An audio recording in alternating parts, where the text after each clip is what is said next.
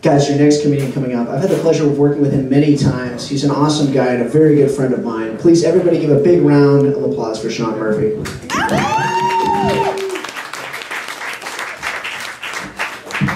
Keep it going for Miles, everybody. Miles, babe.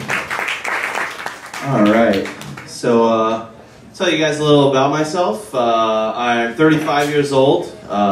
A lot of people think I look younger than that, though, which is awesome, because it allows me to continue dating completely inappropriately younger women. Recently, I was dating this girl who was 19, and some of my friends were like, "Hey, don't you think that's a little creepy? You're dating a 19-year-old?"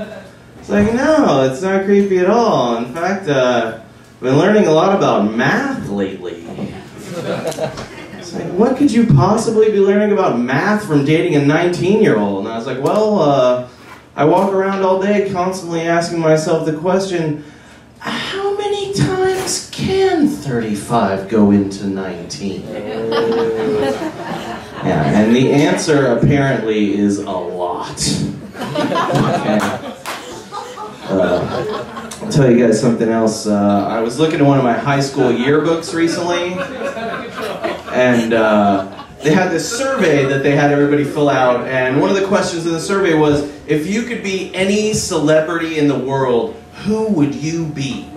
And you know, I was in high school and I was a big Saturday Night Live fan at the time, and so I had written John Lovitz.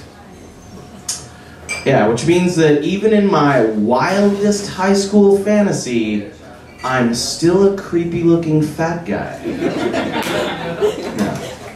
I live in San Francisco, and I ride the bus a lot. They have these new buses that have this like lady robot voice that comes on, and it says, "Eating, drinking, and smoking are prohibited on public transportation." But the first time I heard that, I was riding the Mission Street bus. Yeah, eating, drinking, and smoking, not the big problems on this bus.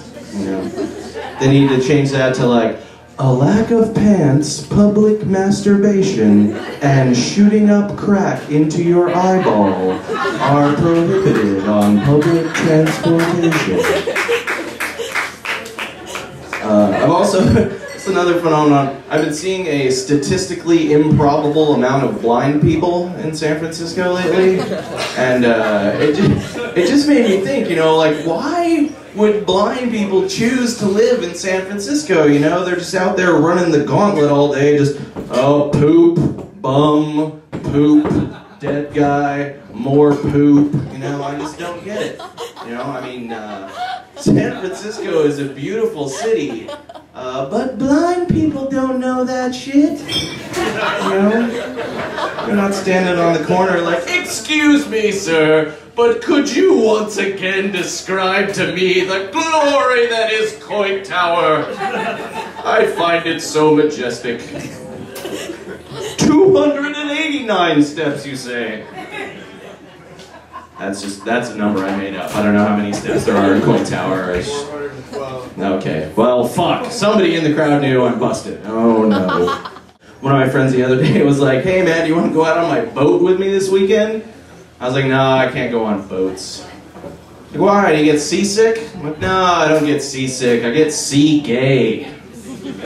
Now, you get me on a boat, within 10 minutes, I got like 8 cocks in my ass. And I'm like, these curtains are terrible. Let's look at some swatches. The other day, one of my friends came up to me and he was all excited. He was like, "Hey, man, do you have HBO?" And I was like, "No. I just have regular video. It's totally not as cool." Alright, I will leave you with this. Like I said, I live in San Francisco. I'm really glad to live there, you know, because I'm a pretty liberal guy. But at the same time, I'm really glad that I didn't grow up there, because I feel like if I did, I might have been saddled with these like uber politically correct parents. You know, they wouldn't have let me play with any cool toys when I was a kid because they thought it would warp my brain or something. You know, like I'd be like, "Mommy, I want a Curious George. She's like, no, you don't get Curious George. You get by Curious George. Here, go play with that.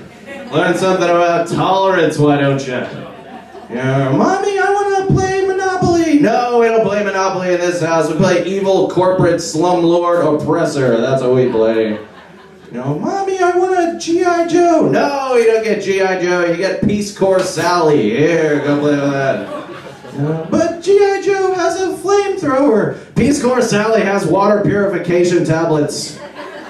You'll play with her and you'll like her. All right, thank you very much, you guys. You've been a wonderful audience. Keep it going for Sean Murphy. That was awesome. That was sweet.